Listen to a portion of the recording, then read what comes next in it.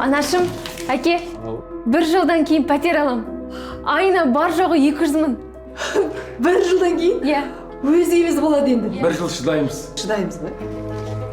Бізге көп қатысушы әкелуіңіз керек. Міне көп қатысушы ол пәтер. Қатысушылар неғұрлым көп болса, пәтер тезірек аласыз. Түсінікті ғой, міне мына жерге қол қойып жіберіңіз.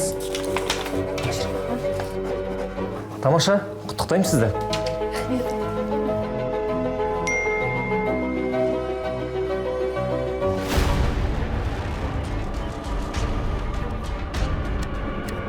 Қызым, қашан пәтер аламыз? Бір жылдан асты ғой. Қашанғы осы пәтер жалдап жүре береміз?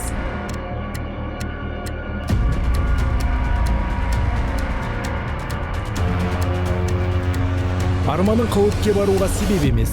Кооператив болып көрінетін қаржылық пирамида бұл тұрғын үй емес, алдау ғана.